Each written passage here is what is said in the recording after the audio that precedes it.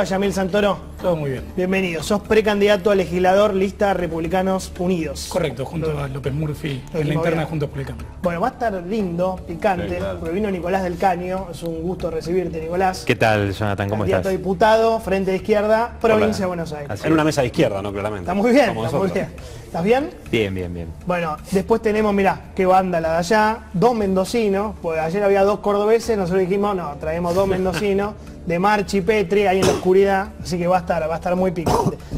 Vamos a tratar de charlar, no vamos a hacer los debates viejos con los cronómetros, a mí no me gusta, que sea fluido, que sea charlado, apelando al poder de síntesis. La producción ha preparado como algunos disparadores para hablar con ustedes, ¿les parece bien? Dale. Bueno, vamos a empezar con el primero, que me parece uno de los temas de la semana, uno de los temas del día, que es el siguiente, si no se los presento yo.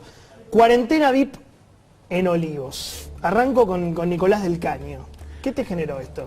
No, mira, hay mucha gente que ve un doble estándar, ¿no?, en el gobierno, y que eso obviamente genera bronca, ¿no? Después, ustedes estuvieron charlando el tema, las declaraciones misóginas de Fernando Iglesias, que repudiamos, y de otros legisladores de Juntos por el Cambio. No estamos de acuerdo con el planteo de la expulsión.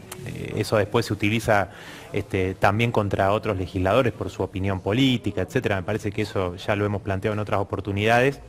Y me parece que el tema de la cuarentena VIP, ¿no? Eso es muy importante ver cómo en la cuarentena vos veías a los dueños de Vicentín paseándose en yate, a mucha gente que vivía en sus privilegios, grandes grupos económicos o dueños de grandes empresas y demás, mientras vos tenías, ¿no? Y digo, gobierno, ¿no? Esta casta política que gobierna, en la que no hay grieta, digo, ¿no? Gobiernan para los grandes grupos económicos, y tenés esos privilegiados, y por otro lado la cuarentena de los sectores populares, ¿no? Donde tenían a la policía que... Villa Azul, ¿te acordás? El propio, bueno, el caso de Facundo Castro y muchos otros, pero el propio secretario de Derechos Humanos informó en el Congreso que habían aumentado un 600% las denuncias de violencia policial, Sí. y aumentaron muchísimo los casos de gatillo fácil en esa cuarentena, que en vez de poner recursos para que la gente que se quedó sin empleo, que tenía que vivir hacinada porque hay un enorme problema habitacional estructural en Argentina, etcétera, pudiera soportar esa situación, enviaban la represión,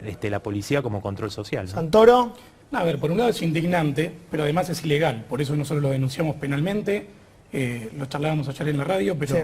en concreto hemos presentado una denuncia penal contra Alberto Fernández y contra estas personas que han de alguna manera usado a la Quinta de Olivos como una suerte de salón de fiestas, porque no solamente merece nuestro reproche como votantes, como ciudadanos, sino que el propio presidente que sancionó las medidas sanitarias que nos obligó a todos nosotros a cumplir, es quien dispuso en su propia casa que se violaran. Y él era el responsable de que esto no pasara. Así que en ese marco lo hemos denunciado tanto por incumplimiento de norma sanitaria como por abuso de autoridad e incumplimiento de los deberes de Bueno, funcionario público. acá hubo acuerdo, bastante Sí, bien sí, sí. los dos. Acá me parece que en la que No hay viene, grieta. no sé si van a estar de acuerdo. Dale, a ver, avancemos. Impuesto a la grande fortuna, ya me imagino del Caño y ya me imagino Santoro. A ver, Nico. No, bueno, nosotros tenemos en el programa fundacional del Frente Izquierda el planteo del impuesto a las grandes fortunas. De hecho, nosotros presentamos un proyecto que defendimos en el Congreso que era distinto al que presentó el oficialismo, porque planteaba primero recaudar 5 veces más de lo que se planteó en la recaudación, que apuntaba no solo a las fortunas individuales, sino también a la ganancia extraordinaria que tuvieron los bancos, los grandes empresarios, los grandes terratenientes también, un impuesto a los grandes terratenientes, y esos recursos tenían una asignación específica muy clara, que era destinarlo a un IFE de 30.000 pesos en aquel momento a todas las personas que se habían quedado sin ingresos, no a promover el fracking o a subsidiar empresarios puedo como hizo el proyecto del Dale, que tienen que oficialismo. contestar, hay que ser rápido. Vos suponés que sos de izquierda y querés que cada día más gente tenga más laburo. Los que dan laburo son los empresarios. ¿Por qué pensás que grabar más agresivamente de lo que ya está grabado en el impuesto a la riqueza va a hacer que los empresarios generen más laburo? No, mirá, No yo importa creo si son buenos o malos, digamos. No, Si los tipos le cobran más impuestos, no generan laburo. Esto No, yo creo funciona en que todo eso lugar del mundo. es un chantaje que hacen siempre los empresarios. Fíjate que hay una ONG especializada sobre elusión y evasión de impuestos que hizo un estudio que en Argentina los empresarios, las grandes multinacionales, evadieron y eludieron impuestos por 21.000 millones de dólares en el 2016, lo que equivale a urbanizar todos los barrios populares de la Argentina. O sea que recursos tenemos, el problema es que se los llevan estos sectores. Santoro, impuesto a la grande fortuna. A ver, la pregunta que no pudo responder recién del Caño hace justamente al quid de la cuestión. Si nosotros grabamos de manera intempestiva a empresarios, a emprendedores, cuando además ya de por sí Argentina tiene una presión tributaria enorme, lo que termina pasando es que cruzan el charco, se van a Uruguay, se van a Perú, se van a cualquier otro lado. Y eso es menos calidad de vida para los argentinos, es menos puestos de trabajo, es menos inversión. Entonces, acá lo que hay que de alguna manera entender es que el camino al infierno está empedrado de buenas intenciones. Suena bien, le pusieron un título marketinero, impuesto a las grandes fortunas, en la práctica profundizan la pobreza de los argentinos. Bueno, siga, me gusta porque ahí lo hacen rápido, sintético y tenemos un montón. Inflación, acá tampoco se van a poner de acuerdo. ¿Es culpa de la emisión o es culpa del oligopolio, de los supermercados, de Carrefour, qué sé yo, del caño? Bueno, a ver, tengamos en cuenta que la inflación no es, no se lo puede aducir a una sola causa, ¿no? Entonces, obviamente, si vos me preguntás y tengo que optar, los grandes supermercados, los oligopolios que están vinculados a las grandes empresas alimenticias que producen los alimentos, los grandes exportadores que después te trasladan los precios del mercado internacional al mercado interno. Los salarios ellos los pagan en pesos y ellos ganan en dólares y eso se ve en los precios porque ellos quieren mantener o elevar cada vez más sus márgenes de rentabilidad. Y eso, ¿quién lo paga? El pueblo trabajador con una enorme inflación. Lo que quedó demostrado con el gobierno de Macri y ahora con el gobierno de Alberto Fernández, que el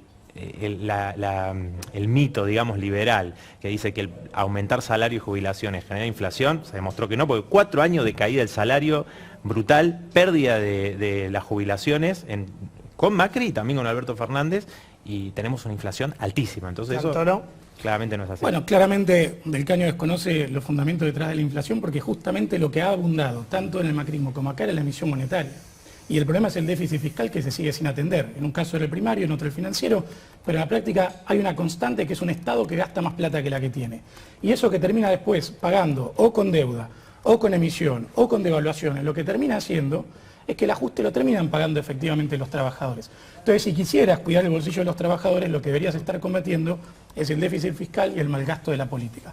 Ahora, los supermercadistas argentinos no son más malos que los suecos, que los norteamericanos, que los del resto del mundo, donde no hay este descalabro inflacionario.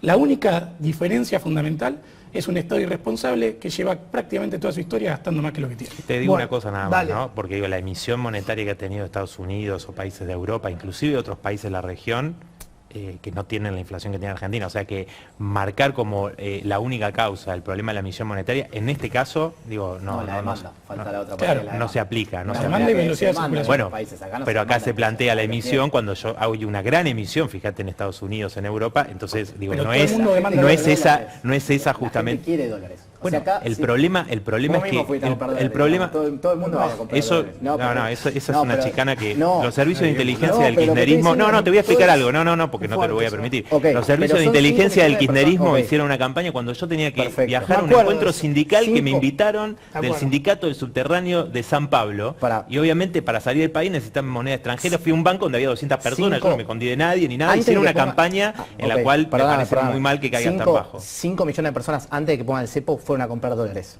Acá en Argentina estoy hablando. O sea, es obvio que acá hay demanda por otra moneda que no es el peso. Y eso es lo que influye en lo que... Por supuesto, pero el problema de la restricción externa en la Argentina tiene que ver con la fuga de capitales que hacen los grandes grupos empresarios, con los pagos de la deuda, tiene que ver con eso, con la remesa de utilidades que envían las multinacionales a sus casas matrices. Es decir, obviamente hay un gran problema porque esos recursos se van. Bueno, no es el pequeño ahorrista. Sigamos, se picó en el tema de inflación, era obvio que se iba a picar, pero hay muchos más. Inseguridad, el otro tema que le importa mucho a la gente, y acá tampoco van a coincidir, tal vez sí, tal vez me sorprende Del Caño. ¿Sirven las taser o es más profundo? No, mira, nosotros tenemos una presentación que ha hecho inclusive mi compañera Miriam Bregman en contra, hay Amnesty International ha planteado que está en contra. Digo, es como discutir el uso de legalizar la picana eléctrica, digamos. Me parece que yo no me puedo meter, me parece que, digo, saliendo de las políticas que impulsan Bullrich, que impulsa Bernie, que ahora inclusive el otro Santoro, no es Leandro, Santoro malo. El Santoro, digamos, que se dice progresista, dijo que también estaba de acuerdo. Yo creo que discúlpame. No, para. El tema es el siguiente, digo. Surgió el tema de Chano, ¿no? Entonces, sí, lo de Chano. Hay un problema de salud mental. Entonces, ¿por qué desviamos la discusión? Acá los especialistas, justamente en salud mental, lo que dicen que se tiene se tiene que aplicar la ley de salud mental en Argentina y para eso hay que tener presupuesto, hay que plantear que los grupos de profesionales interdisciplinarios puedan intervenir. Eso es lo que plantean los Pero especialistas, igual no encararlo desde el punto de vista del Pero uso de es las una discusión, taser. porque va más allá de lo de echarnos la taser. ¿Cómo justifican ustedes o cómo explicás vos, según toda la teoría que tenés, entre un arma que no mata y un arma que mata, me quedo con el arma que es mata? lo que dicen organismos internacionales, vos, es lo que ustedes, plantean los organismos, y yo no soy un especialista, No, yo pero te estoy él te diciendo dice, lo que vos te plantean, bala de plomo y yo taser. estoy diciendo lo que dicen los organismos internacionales de derechos humanos. Comparado Entonces, yo te con un estoy arma planteando- con balas de plomo. Sí, pero por eso no podemos llevar la discusión de un problema de salud mental, que para mí, obviamente, como dicen los especialistas, hay que encararlos desde otro ángulo totalmente distinto, no decir, bueno, ahora le vamos Pero este, las taser no se aplicar. usan Fue solo para brutal temas lo de que salud pasó, mental, digo, ¿eh? Vamos fue a pedir, brutal. por A ver, favor, Yamil. señor Dale. delincuente, no delinca, Sí. porque si no tenemos... No funciona el caño. Tenés una persona que está cometiendo un delito, pone a terceros en peligro, digo, o lo neutralizás con un arma letal o con un arma no letal. La alternativa lo que está proponiendo es que maten a la gente, inclusive No, si tiene un pero brote psicótico. Estamos hablando de otra cosa. ¿Qué proponés? pero me ¿Cómo parece- neutralizás me un parece- objetivo me parece- peligroso? En concreto. Me parece que estamos hablando de otra cosa. Pero O sea, te estoy hay un preguntando en tema, serio. hay un tema Hay de un salud tipo mental. enfrente Hay un tuyo tema de que te está salud. Bueno, apuntando. ¿Qué hace el vos sos policía? especialista en salud mental, entonces. No, yo te estoy de hecho, diciendo me algo especializo en concreto. discapacidad, si querés Yo hablamos te del estoy- tema del Yo te programa. estoy planteando algo concreto, ¿entendés? Hay un hecho que sucedió y que ahora se quiere plantear como un tema de inseguridad que tiene que ver con un problema de salud mental. Los especialistas están planteando que no hay presupuesto para que se lleve adelante la ley, ¿no?, de salud mental que hay en la Argentina, que tiene un presupuesto escasísimo, como también ha habido ajuste en el presupuesto de salud. Entonces me parece que hay que encararlo por ese lado. Bueno, me quedan 5 minutos, avanzo. Piquetes, yo no creo que se pongan acá, tampoco de acuerdo.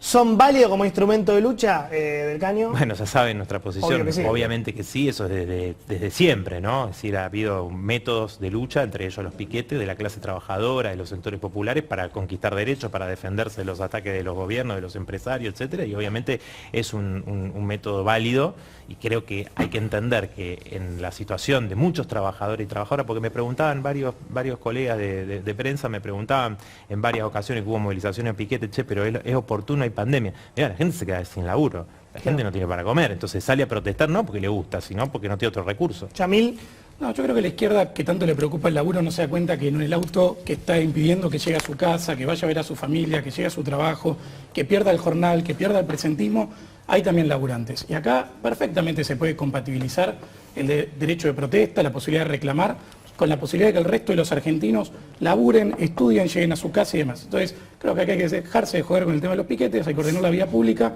y nosotros vamos a ir al Congreso y a la legislatura para ordenar este tema. bueno, planes sociales, porque está derivado de lo que estamos charlando. Tu posición frente al tema, 22 millones de planes hoy en la Argentina. Bueno, nosotros mirá, siempre pensamos que los planes sociales son algo completamente momentáneo, es decir, que es algo paliativo, que no es bueno, lo que está pasando, ¿no? Bueno, ¿qué pasa? Eso responde al fracaso de los gobiernos capitalistas en la Argentina, por eso tenemos la pobreza que tenemos, y obviamente alguien que no tiene nada, un plan social es un paliativo mínimo, incluso no te alcanza. Nosotros hablamos con compañeras, con compañeros laburantes, desocupados, y no te alcanza, nadie vive de los planes, porque muchos dicen, no, viven de los nadie vive de los planes. Eso complementa las changas, los laburos informales que hay, y es que es lo que prima, ¿no? Entonces nosotros estamos haciendo un planteo, una propuesta muy fuerte, que es la reducción de la jornada laboral a 6 horas para repartir las horas de trabajo entre ocupados y desocupados, generar Eso nunca le empleo, gustó. ¿no? Y sin afectar el salario, obviamente, o que el salario mínimo cubra el costo de la canasta Ya hay familiar. proyectos presentados de eso, ¿no? Perdón que Hay me algunos caiga el proyectos pero y es una discusión que se está dando a nivel internacional. Y de reducir la Y por cantidad de días de trabajo, de lunes a jueves. también es otra de las formas de reducir, digamos, el tiempo de trabajo para repartir las horas, ¿no? Entonces, ese es un planteo. El otro es un plan de obras públicas, con todos los recursos que decíamos antes que se van, para generar empleo construyendo las viviendas que son necesarias, que es otro de los temas fundamentales, ¿no? Yamil, Es que no falta trabajo, lo que falta son incentivos para que los empresarios se empleen, porque hoy por hoy, por la regulación laboral que hay, por los cambios intempestivos de la regla de juego y demás, hay empresas que necesitan laburantes y prefieren trabajar con una escala menor justamente para evitar o los juicios o los pero cambios pará, de hay un regulación y tema demás. de educación que viste lo de Toyota, recién lo hablamos con Eduardo Le Pase, que vos lo tenés, Sí, que sí, pidieron sí, 200 trabajadores y no tenían el secundario completo. Están hace un tiempo buscando 200 trabajadores para lanzar un nuevo proyecto, que lo que están buscando es gente que haya tenido el secundario completo, el único requisito que piden para poder aplicar a este puesto, Y no. lo consiguen. ¿no? Básicamente secundario completo. No están pidiendo una especialización en robótica. Lo único que robótica. piden es que sepan leer el manual con el cual después van a operar, por supuesto, distinta robótica, ¿no? De la empresa. Y no lo consiguen, y hoy, con toda esta campaña que hubo ya en estos días que se dio a conocer la noticia, no llegaron todavía. Son más o menos 140. Es que los planes profundizan la pobreza. La gente que hoy por hoy cobra un plan tiene miedo en emplearse en blanco porque después tiene miedo de que no pueda volver a acceder al plan. Entonces hay que reformular toda la dinámica, planes y empleo, para que justamente el plan sirva para incentivar a la gente a buscar el laburo, a formarse y demás, y no como pasa hoy, que en muchos casos termina retrayendo la búsqueda de la persona de un puesto de trabajo. Voy a avanzar para que entre todos, porque ya está Petri, ya está De Marchi que me mira, ¿cuándo venimos nosotros? Ya vamos. Vamos con Santiago Maldonado, porque fue el tema del domingo. El domingo se cumplieron 4 años, ¿verdad? Estoy diciendo bien. Me imagino que deben tener posturas diferentes. Santiago Maldonado. Bueno, es un crimen de Estado que está impune. Es un crimen de Estado que está impune. Digo, no tenés duda de eso, ¿no? No tengo absolutamente duda porque digo, un operativo que fue enviado por Bullrich, Nocetti, que era el segundo, estuvo allí.